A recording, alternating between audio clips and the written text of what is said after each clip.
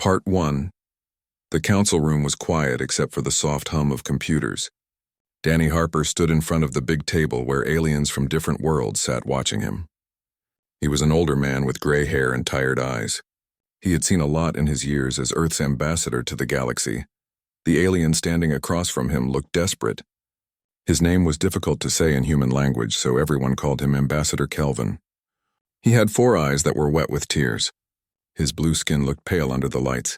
Kelvin spoke through his translator device. The words came out in perfect English.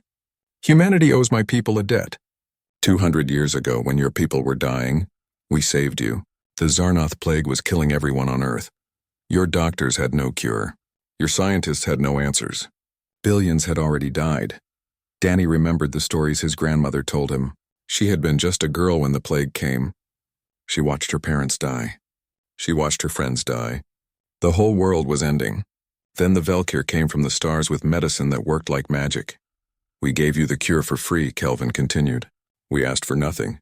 We just wanted to help. We believed that helping others was the right thing to do. Danny nodded slowly. We remember everything you did for us. Every single person alive on Earth today exists because your people chose to be kind. Kelvin's body shook. He was trying not to cry.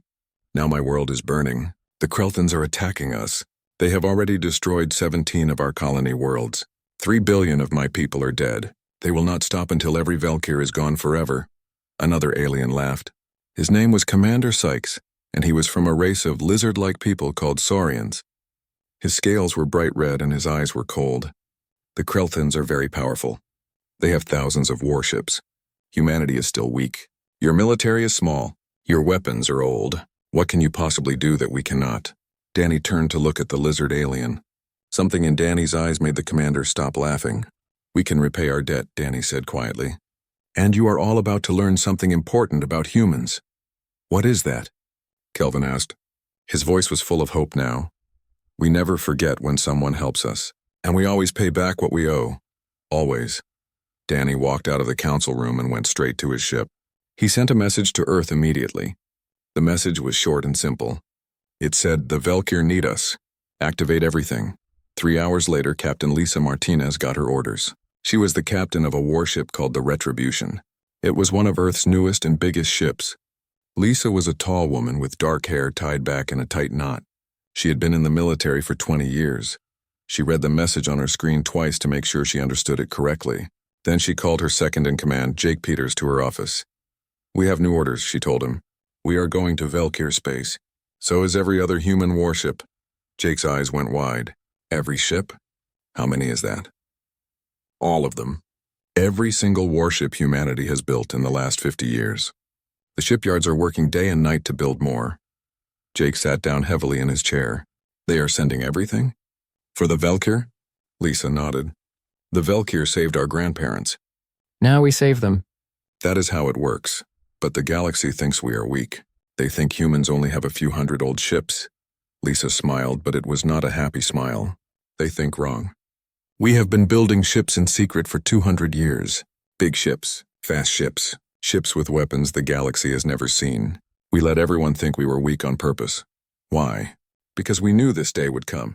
We knew that someday someone would threaten the Valkyr, and we wanted to be strong enough to protect them when that happened. Jake understood now. We have been preparing for 200 years just to repay this one debt? Yes, because that is what humans do. Someone saved us, so we make sure we can save them back. Across human space, thousands of ships were moving. They came from Earth, from Mars, from the colonies in the outer systems. They all had the same orders. Go to Valkyr space, protect the Valkyr, destroy anyone who tries to hurt them. The ships were not like the old ships the galaxy knew about. These were new. These were dangerous. Humanity had spent 2 centuries and trillions of dollars building them. They had scientists working on weapons that were supposed to be impossible. They had engineers designing ships that could move faster and hit harder than anything else in space. All of it was secret. All of it was hidden. Until now, on one of the Valkyr colony worlds, a young Valkyr girl named Sina watched the sky. The Krelthan ships were coming. She could see their red lights in the darkness. Her mother held her tight and whispered that everything would be okay. But Sina could hear the fear in her mother's voice. The Krelthan ships got closer. Their weapons were charging. In a few minutes, they would start firing on the city. Sina closed her eyes and waited for the end. Then something impossible happened. The stars seemed to bend and twist. Bright flashes of light filled the sky. Sina opened her eyes and saw new ships appearing from nowhere. Hundreds of them. They were sleek in silver and beautiful. "What are those?" Sina asked her mother. Her mother's translator was picking up signals from the new ships. She listened for a moment, then started crying. But these were happy tears. "Those are human ships," she whispered. The humans came. They actually came. The human ships moved between the Valkyr colony and the Krelton attackers. They did not ask questions. They did not try to negotiate. They just opened fire. What happened next would be talked about across the galaxy for generations. The human weapons were like nothing anyone had seen before. Beams of pure energy cut through Krelton shields like they were made of paper. Missiles moved so fast they were impossible to dodge. Railguns fired metal slugs that hit with the force of nuclear bombs. In 18 minutes, the battle was over. Not a single Krelton ship was left. The Valkyr colony was safe. Sina watched the human ships circle overhead, protecting her world. She did not understand everything that was happening. But she understood one thing clearly. The humans had come to save them. Just like the Valkyr had once saved the humans. Her mother hugged her tighter. "They remembered," she whispered. "After 200 years, they still remembered what we did for them." Far away on Earth, people watched the news. They saw the battles. They saw their ships fighting to protect the Valkyr. Everyone knew why this was happening. The Valkyr had saved humanity when humanity was dying. Now it was time to return the favor. An old woman sat in her apartment watching the news. Her name was Margaret, and she was 95 years old. She had been 5 years old when the plague almost killed her. A Valkyr doctor had given her the medicine that saved her life. She smiled as she watched human ships destroy the Krelton attackers. "Good," she said to herself. "We always pay our debts." Part 2 War Master Thulkar sat in his command chair watching the screens. He was the leader of 300 Krelton warships, and he was confident. His species had been conquering others for thousands of years. The Valkyr were weak and peaceful. They would fall easily. Thulkar was large even for a Krelton. His thick gray skin was covered in scars from many battles. His forearms ended in sharp claws. When he smiled, rows of pointed teeth showed. He looked at the planet below and imagined the Valkyr cities burning. "How long until we can begin the attack?" he asked his weapons officer. 10 minutes, War Master. The planetary shields are already failing." Thulkar nodded with satisfaction. Another world would be destroyed today. The Valkyr would learn what happened to species who refused to surrender to Krelton rule. "Prepare all weapons. I want every major city destroyed within the first hour." His sensor officer suddenly made a worried sound. "War Master, I am detecting something at the edge of the system." "What is it? More Valkyr ships?" "No, sir. The signatures are different. I'm reading 57 ships. They are moving very fast toward us." "Who are they?" The sensor officer checked his screens again. His skin turned pale. "They are human ships, War Master." Thulkar laughed. It was a harsh, ugly sound. "Humans? Those weak little creatures. This will be easier than I thought. They barely have a military. Their technology is primitive. We will destroy them quickly and then continue with the Valkyr." "War Master, they are firing!" Thulkar stopped laughing when he saw what was happening on the tactical screen. The human weapons were nothing like what intelligence reports had said. These were not primitive. These were not weak. The first human salvo destroyed 23 Krelton ships instantly. They just exploded and were gone. No warning, no chance to defend. Just gone. What was that? Thulkar shouted. "How did they do that?" His science officer was frantically checking the data. "Their weapons are far more advanced than we thought. They are using railguns that fire projectiles at 30% of light speed. Each impact has the force of a small nuclear weapon. They also have energy weapons that cut through our shields like they are nothing. Return fire. All ships attack the humans now." The Krelton fleet tried to fight back, but it was hopeless. The human ships moved faster than anything Thulkar had ever seen. They dodged his weapons easily. Their missiles could not be jammed or confused. Their targeting systems were perfect. More Krelton ships exploded, then more. On the human ship called Vengeance, Commander Helen Price watched her screens calmly. She was a small woman with short blonde hair and ice-blue eyes. She had been planning this battle for months. "Target their command ships," she ordered. "I want their leadership destroyed first." Then cut off their escape routes. No one leaves the system. Her communications officer looked worried. Commander, the Kreltons are trying to surrender. Ignore them, Helen said without emotion. But the galactic laws say we have to accept surrender. Helen turned to look at her officer. Her voice was cold and hard. We never signed those laws. We are not part of their galactic club. And even if we were, the Kreltons lost any right to mercy when they started killing civilians. No surrender, no prisoners, no mercy. The young officer looked shocked but nodded and returned to his work. The battle continued. Human fighters swarmed through the Krelton formation like angry bees. Each fighter was small and fast. The pilots were linked to their ships through neural implants. They could think and react faster than any normal pilot. Lieutenant Ben Cooper led one of the fighter squadrons. He dove his ship through enemy fire, dodging and weaving. His computer targeted a Krelton cruiser, and he fired his missiles. The cruiser exploded in a ball of fire. That's for the 3 billion Velkir you murdered, Ben said quietly. His wingman, a pilot named Kate Morris, destroyed another enemy ship. They thought they could commit genocide and get away with it. They thought no one would stop them. They were wrong, Ben replied. No one hurts our friends. The battle lasted 18 minutes. When it ended, every single Krelton ship was destroyed or disabled. The few escape pods that launched were caught by human ships and taken prisoner. On his flagship Reckoning, Admiral Kevin Shaw watched the results. He was an older man with white hair and a stern face. He had spent 30 years in the human military preparing for this moment. Send a message to all Krelton military channels, Kevin ordered. I want them to understand what is happening. His communications officer opened the channel. Kevin spoke clearly and slowly so the translation would be perfect. Attention, Krelton forces. This is Admiral Kevin Shaw of the Human Fleet. We are now at war with your empire. For every Velkir world you have destroyed, we will take 10 of yours. For every Velkir citizen you have killed, we will make you pay 1,000 times over. You have one chance to end this. Withdraw from all Velkir territory immediately and surrender unconditionally. You have 24 hours to comply. Kevin cut the transmission and turned to his staff. How many ships do we have ready for the next attack? His tactical officer checked the numbers. We have 700 ships in position to attack Kreltha Prime, their homeworld. Another 300 are securing Velkir space. 500 more are en route from Earth. Good. If they do not surrender in 24 hours, we attack their homeworld. A young lieutenant spoke up nervously. Sir, won't that kill millions of civilians? Kevin's expression softened slightly. We will give them time to evacuate to shelters. We will only target military installations. We are not like the Kreltons. We do not murder civilians, but we will show them that attacking our friends has consequences. Across the galaxy, news of the battle spread quickly. The other alien races were shocked. Humanity had been classified as weak for decades. They were supposed to be barely able to defend their own territory. But now they had destroyed a Krelton fleet without losing a single ship. On the Saurian homeworld, Commander Sykes watched the battle recordings over and over. He could not believe what he was seeing. How did they hide this? He asked himself.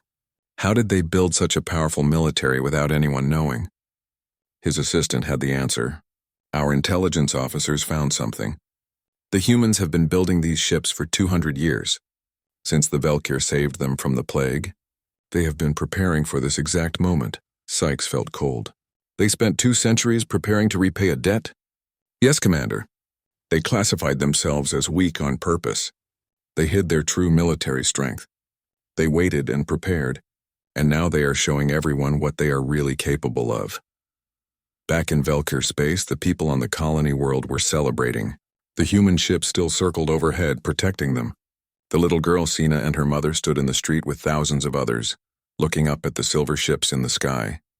Will they stay? Sina asked. Her mother smiled. Yes, little one. They will stay as long as we need them. The humans do not forget their debts. They saved us because we saved them long ago. On Earth, the government held an emergency meeting. The president, a woman named Claire Hudson, addressed the assembled leaders.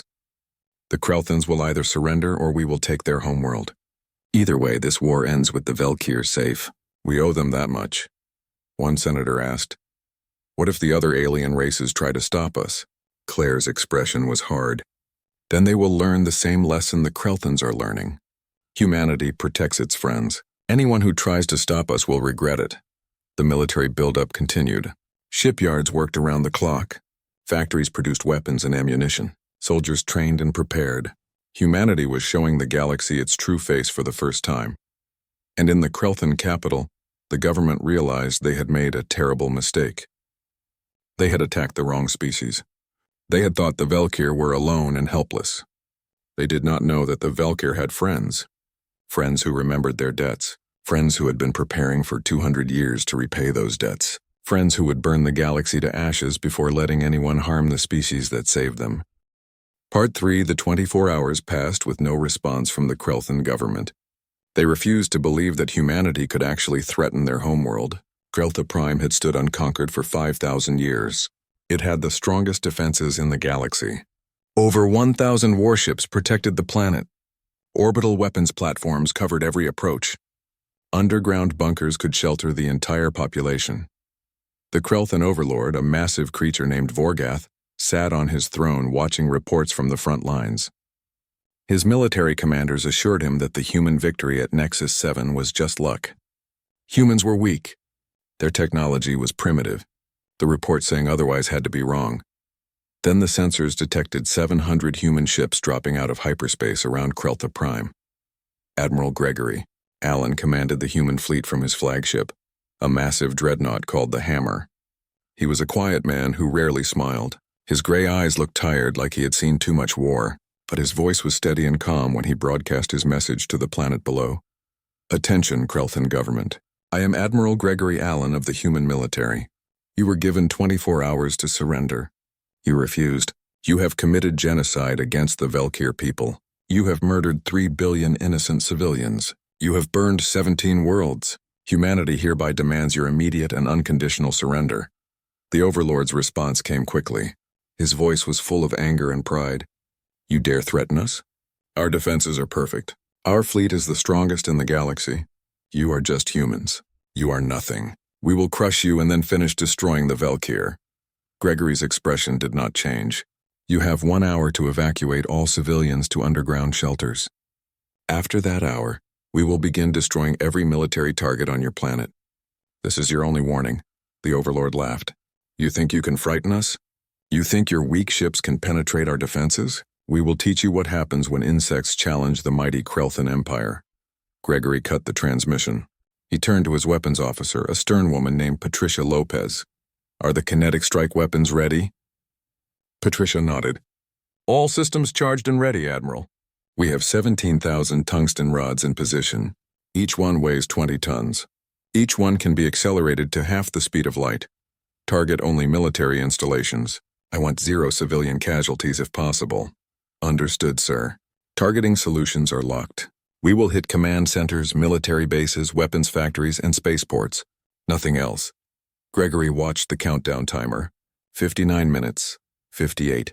57. He hoped the Krelthans would be smart enough to evacuate their civilians. He did not want to kill innocent people. But he would destroy their military completely. The Kreltan home fleet launched forward, trying to break through the human blockade. Over 1,000 ships charged at the human formation. Their commanders were confident. They outnumbered the humans. They had bigger ships. They would crush these weak creatures easily. They were wrong. Commander Patricia Lopez launched her fighter wings. 500 small human fighters poured out of the carrier ships. Each one was piloted by a human with neural implants that let them react impossibly fast. They moved like they were part of their ships, dodging and weaving through enemy fire. Lieutenant Roger Mills led one of the bomber squadrons. His target was a Kreltan super dreadnought, a ship 3 kilometers long with enough weapons to destroy a small moon. He dove toward it at maximum speed, ignoring the defensive fire that exploded all around him. All bombers, arm antimatter torpedoes, Roger commanded. We go in close. No one fires until we are inside their shield perimeter. That's suicide, sir, one of his pilots said. Maybe, but we are not here to be safe. We are here to protect the Velkir. If we have to die to do that, then we die. Now follow me in. The bombers screamed toward the massive ship. Defensive lasers cut through space around them. 2 bombers exploded, then 3 more. But the rest kept coming. At point-blank range, they fired their torpedoes. The antimatter warheads were illegal under 17 galactic treaties. Each one carried enough destructive power to shatter a capital ship. The humans had built them anyway because they knew someday they would need weapons that could stop anything. The Krelthan super dreadnought broke apart like a toy. Explosions rippled through its hull. Secondary detonations from its own ammunition stores made it even worse. Within seconds, 3 kilometers of warship became a cloud of debris. Roger and his surviving bombers pulled away and searched for the next target. "That's one," he said grimly. "How many more do we need to kill?" Back on the planet, civilians were finally starting to evacuate. They saw what was happening in orbit. They saw their mighty fleet being torn apart. Maybe the humans were serious. Maybe they really could destroy the planet. The Overlord watched his fleet die and felt something he had not felt in decades. Fear. How were the humans doing this? Where did they get such powerful weapons? Why was no one able to stop them? His intelligence chief rushed in with a report. "Overlord, we have analyzed the human technology. They have been building these weapons for 200 years. Since the Valkyr saved them from extinction, they have been preparing for this exact war. That makes no sense. Why would they prepare for 2 centuries just to help another species? Because, Overlord, humans do not forget their debts. The Valkyr saved them. Now they are saving the Valkyr. And they are willing to destroy anyone who gets in their way." The timer reached 0. Admiral Gregory gave the order. "Fire kinetic strikes. Target package Alpha."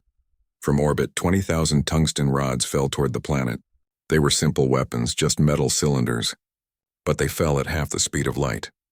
The energy from the impact was massive. The Krelthan military headquarters disappeared in an explosion that registered as a 7.2 magnitude earthquake. The blast crater was 30 kilometers wide. Every person inside was killed instantly. Every building within 10 kilometers was flattened.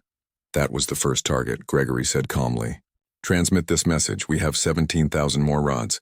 We can hit every military base, every weapons factory, every command center on this planet. Your military will cease to exist. Surrender now or watch us dismantle your entire war machine."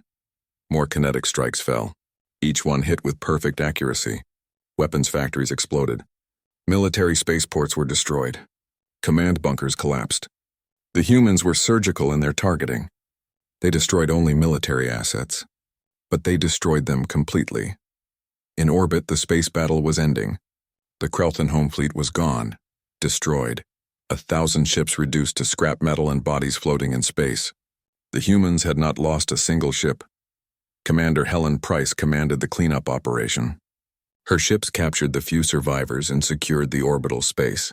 "All enemy resistance has ended," she reported to Gregory. "Kreltha Prime is secure," Gregory nodded. "Send landing teams to verify all military targets are destroyed. And send humanitarian aid to any civilian areas that were affected by debris or shockwaves. We are not here to hurt innocents." On the planet, the Overlord sat in his emergency bunker and stared at the walls. His empire was being destroyed. His military was gone. And he had no idea how to stop it. The humans were unstoppable. His communication officer spoke quietly. "Overlord, we are receiving reports from across the Empire. Human fleets are attacking our colony worlds. They are destroying every military installation we have. Our forces cannot stop them." The Overlord felt his pride shatter. He had ruled for 30 years. He had conquered a dozen species. He had thought himself invincible. But humanity had crushed him in less than a week. "Open a channel," he said quietly. "I will speak to the human admiral." Gregory's face appeared on the screen. The human looked tired but determined. "Yes, Overlord?" "I surrender, unconditionally. Please stop the attacks." "Very well. Order all your forces to stand down. We will send occupation troops to ensure compliance. Your military will be disbanded. Your government will be restructured. And you will pay reparations to the Valkyr people for the next 3 centuries. The Overlord wanted to argue. He wanted to rage and threaten. But he had no power left. The humans had taken it all. "I agree to your terms. One more thing," Gregory said. "If you ever threaten the Valkyr again, we will not stop with your military. We will end your entire species. Do you understand?" The Overlord nodded slowly. "I understand." The transmission ended. Gregory sat back in his chair and closed his eyes. The war was over. The Valkyr were safe. The debt was repaid. On Earth, people celebrated in the streets. They had protected their friends. They had shown the galaxy that humanity stood by those who helped them. The Valkyr had saved them 200 years ago. Now humanity had returned the favor. And across the galaxy, every species that heard about the battle learned an important lesson. Do not threaten humanity's friends. Do not attack those who show kindness. Because humans remember, and humans always repay their debts. Part 4. 3 days after the Krelthan surrender, Danny Harper stood before the Galactic Council again. This time the room was much more crowded. Representatives from 40 different species had come to hear what humanity would say. They were all afraid. Danny looked different now. He stood straighter. His voice was stronger. The galaxy had seen what humanity could do, and that changed everything. He was no longer asking for help. He was telling everyone how things would be. The Krelthan Empire is finished, Danny began. Their military has been destroyed. Their government has surrendered. Now we will discuss what happens next. The Saurian Commander Sykes raised his claw nervously. He was not laughing anymore. Ambassador Harper, surely the Krelthans deserve mercy. The galactic laws state that conquered enemies should be treated with compassion. Danny turned to look at the lizard alien.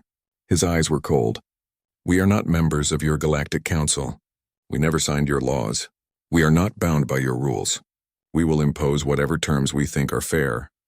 But you cannot just ignore centuries of galactic tradition, another delegate protested. Captain Nicole Taylor, who stood behind Danny in her military uniform, spoke up. Watch us. The Kreltans tried to commit genocide. They murdered 3 billion innocent people. They burned 17 worlds. If you think our response is too harsh, maybe you should think about your own morals, Danny continued. Here are our terms. The Krelthan Empire will be broken up into smaller independent governments. Their military will be limited to 100 light cruisers for system defense only. They will pay reparations to the Valkyr people for the next 300 years. Human and Valkyr peacekeepers will oversee their government to make sure they never threaten anyone again. The room erupted in noise. Aliens were shouting and arguing. Some thought the terms were too harsh. Others thought they were not harsh enough. Danny waited for them to quiet down before speaking again. Does anyone here want to challenge these terms? He asked quietly. The room went silent. No one wanted to challenge humanity now. They had all seen what human warships could do. The Valkyr ambassador Kelvin stood up. His 4 eyes were still wet, but now with happy tears instead of sad ones. Ambassador Harper, your people have done more than we ever imagined possible. You saved us from extinction. You destroyed an empire that threatened us. We can never repay such a debt. Danny smiled, and this time it was a real smile. Ambassador Kelvin, you already repaid it 200 years ago when you saved us. We are just doing the same thing you did, helping a friend in need. But the cost, the resources, the lives lost. You have spent so much to save us. 23 human pilots died in the battles, Danny said quietly. 23 brave men and women who gave their lives to protect your people. We honor their sacrifice, but we would make the same choice again, because that is what friends do. Nicole stepped forward. We want the galaxy to understand something important. Humanity has been building a military for 200 years. We have weapons that violate your treaties. We have ships that are more powerful than anything in your navies. We have technology that you thought was impossible. She looked around the room at all the alien faces. We did all of this because we knew someday the Valkyr might need us. We wanted to be strong enough to help them the way they helped us. And we were right. They did need us. And we were ready. Danny continued the explanation. The galaxy has spent decades thinking humanity was weak. You classified us as Tier 4, barely able to defend our own space. We let you think that. We let you believe we were helpless. It was easier that way. But now you know the truth, Nicole said. Humanity is not weak. We are not helpless. We are one of the most powerful military forces in this galaxy, and we will use that power to protect our friends. An alien delegate from a species called the Orvians spoke up nervously. Are you threatening us, Ambassador? No, Danny said firmly. We are not threatening anyone. We do not want to conquer anyone. We do not want your territory or your resources. We just want to make one thing very clear. He paused to let his words sink in. The Valkyr are under human protection. Anyone who threatens them threatens us. Anyone who attacks them attacks us. And anyone who tries to harm them will face the full might of humanity's military, just like the Kreltans did. The Orvian delegate sat down quickly. Several other aliens looked relieved. They had been worried that humanity would start conquering everyone. But Danny was saying they only cared about protecting their friends. Nicole continued. We are not interested in building an empire. We are not interested in forcing anyone to obey us. But we are very interested in making sure that species who show kindness are protected. The Velker showed us mercy when we were dying. We will spend the rest of our existence making sure no one ever harms them for that choice. Admiral Kevin Shaw entered the council chamber. He was still in his military uniform, still carrying himself like a soldier ready for battle. We are also sending a message to the entire galaxy, he said.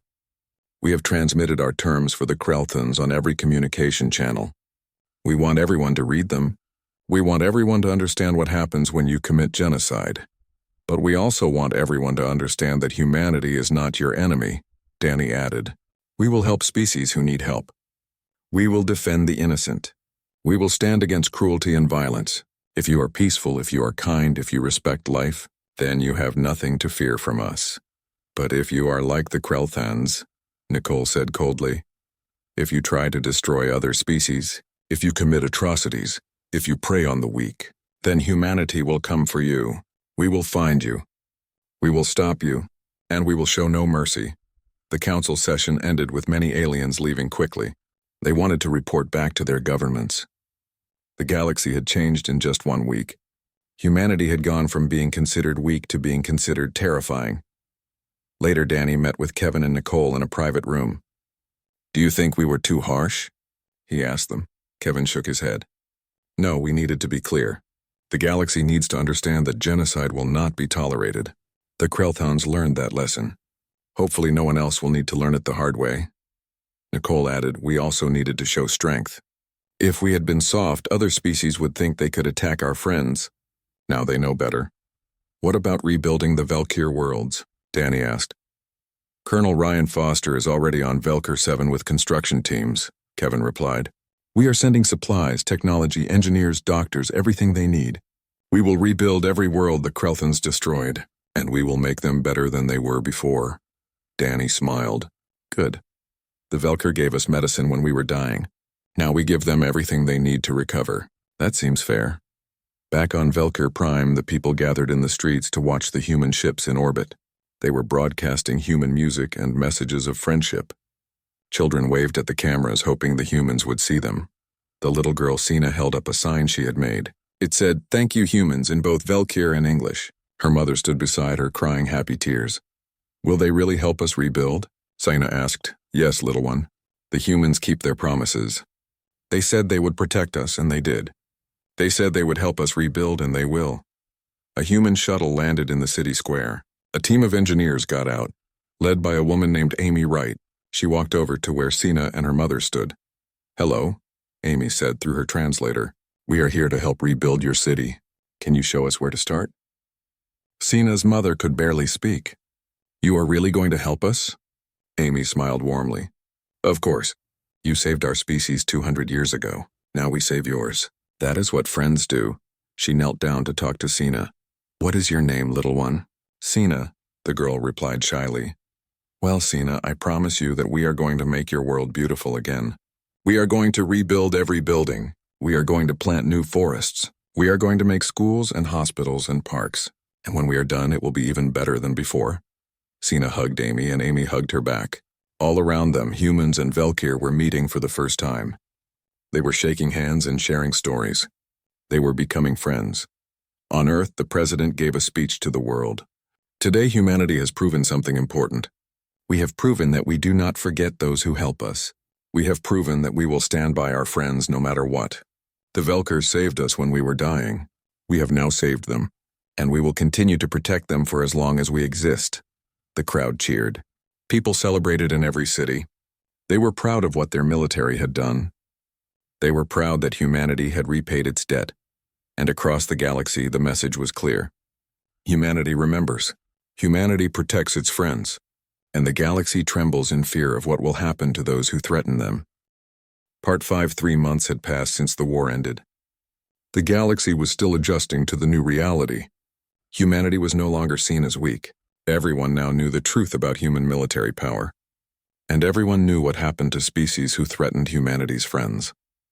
Colonel Ryan Foster stood on the rebuilt surface of Velkyr 7 and looked at the new city rising around him. Human engineers and Velkir workers had been building together for 3 months. The city was already half finished. It would be completely done in another 3 months. Lieutenant Amy Wright walked up beside him with a report. The construction is ahead of schedule, Colonel. The Velkir are amazing workers. They never complain, and they learn our construction methods very quickly. Ryan nodded. They are grateful. They know we are here to help them, not to conquer them. That makes all the difference. Their media is calling us the Guardians now, Amy said with a smile.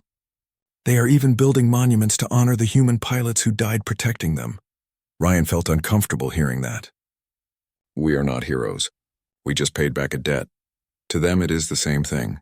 They saved us with medicine. We saved them with military force. They see it as sacred. Like we are connected forever now. Ryan understood what she meant. The bond between humanity and the Velkir was special. It was built on mutual sacrifice and gratitude. I suppose we are connected forever. They will always be our friends, and we will always protect them. Nearby, a group of Velkir children played with human children. The humans were kids whose parents worked on the reconstruction. They were learning each other's languages and playing games together. They laughed and ran around without any fear or suspicion. That is what we are fighting for, Amy said quietly. A future where our children can play together, where species help each other instead of trying to destroy each other. On the human flagship Reckoning, Admiral Kevin Shaw reviewed reports from across human space. The military buildup was continuing. New ships were being launched every week. The shipyards could barely keep up with the orders. Captain Laura Bennett, his chief of staff, brought him the latest numbers.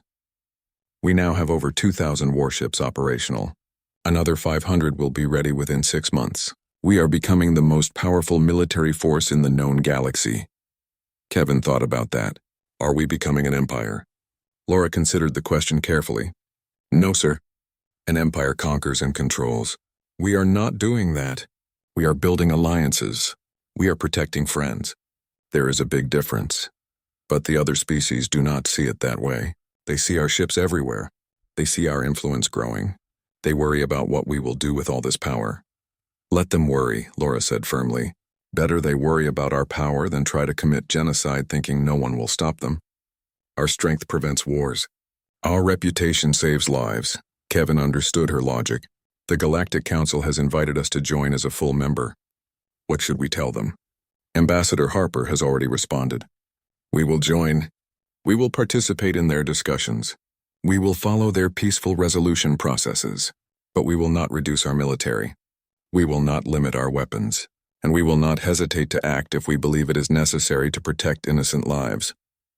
How did they respond to those conditions? Laura smiled slightly. They agreed to everything. They are too afraid to refuse us. On Earth, Ambassador Danny Harper addressed a special session of Congress. The hall was packed with senators and representatives. Everyone wanted to hear about the new role humanity would play in the galaxy. We stand at a turning point in human history, Danny began. For 200 years we prepared in secret.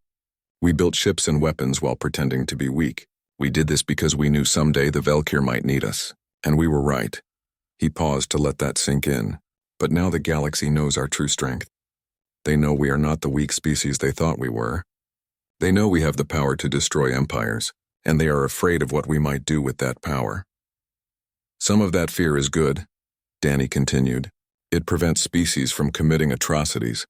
It makes them think twice before attacking peaceful neighbors. It saves lives. But we need to make sure the galaxy understands our intentions. We are not conquerors. We are not building an empire. We are building a network of friends. We are creating a galaxy where kindness is rewarded and cruelty is punished. The crowd applauded. Danny waited for them to quiet down before continuing. The Velkir taught us something precious 200 years ago. They taught us that there is goodness in the universe worth protecting. They showed us what true compassion looks like. Now we are showing the galaxy what loyalty looks like, what friendship looks like, what it means to stand by those who helped you. Danny looked directly at the cameras, knowing his speech was being broadcast across the galaxy. To the Velkir people, you are under humanity's protection forever. We will never forget what you did for us. We will always be there when you need us. You are not just our allies. You are our family. To the peaceful species of the galaxy, you have nothing to fear from humanity. We offer you our friendship. We offer you our protection if you need it. We want to build a galaxy where cooperation is stronger than conflict. And to those who would commit evil, you have seen what we did to the Krelthans. They tried to commit genocide. We stopped them. We destroyed their military. We dismantled their empire, and we will do the same to anyone else who tries to exterminate innocent species. The galaxy trembles in fear. Good. Let that fear prevent the next genocide. Let it stop the next tyrant. Let it save the next billion innocent lives. The speech ended with thunderous applause. People across Earth and in the colonies watched and felt proud. Humanity had become something important, something powerful, but also something good. On Velker Prime, Ambassador Kelvin and the Velker High Council watched Danny's speech. When it ended, Kelvin spoke to his fellow leaders. We made the right choice 200 years ago. We saved humanity because it was the right thing to do. We never expected anything in return. And now they have given us everything, another council member said. They saved us from extinction. They are rebuilding our worlds. They are protecting us with their military. We could never repay such generosity. They do not want repayment, Kelvin said softly. They just want friendship. They want to know that their sacrifice meant something. That the species they saved is grateful. We are grateful, the council agreed. We will always be grateful. As the sun set over the Velkir capital, human ships maintained their patrol overhead. They would stay there for years, maybe decades, making sure no one threatened the Velkir again. In the city streets, Velkir and humans walked together. They shared meals in restaurants. They worked together in factories and offices. They were building something new. A civilization based on mutual respect and gratitude. The little girl Sina, now a bit older, walked with her mother through the rebuilt city. They passed monuments to the human pilots who died protecting them. Sina stopped at one and read the names carved into the stone. They died for us, she said quietly. Yes, her mother replied. They died protecting us because we once saved their people. That is how friendship works. You help each other. You sacrifice for each other. You never forget what was done for you. When I grow up, I want to help humans too, Sina said. I want to repay them for saving us, her mother smiled. That is a good dream, little one. Maybe someday you will. Maybe someday you will save a human life and the circle of kindness will continue. Across the galaxy, other species watched and learned. They saw what humanity did for the Velkir. They saw the loyalty and commitment. Some species began to think about forming alliances with humanity. If humans treated their friends this well, maybe it was good to be humanity's friend. But others stayed afraid. They worried about human power. They worried about what would happen if humanity decided to conquer instead of protect. They built up their own militaries in case they needed to defend against humanity. Danny Harper understood these fears. He knew humanity would need to prove itself over and over. They would need to show that their power was used for protection, not domination. It would take time, maybe generations, but eventually the galaxy would understand. Admiral Kevin Shaw sat in his office late at night looking at the stars. He thought about the 23 pilots who died in the war. He thought about the Velkir who had been killed by the Krelthans. He thought about all the lives that had been lost and saved. Was it worth it? He asked himself. The answer was obvious. Yes, it was worth it. The Velkir had saved humanity when humanity was dying. Humanity had returned that favor. That was what good species did. They helped each other. They protected each other. They made the galaxy a better place. His door opened and Laura walked in. You should go home, Admiral. Get some rest. I was just thinking, Kevin said, about everything that happened. About where we go from here. Where do we go from here? Kevin smiled. We keep building. We keep protecting.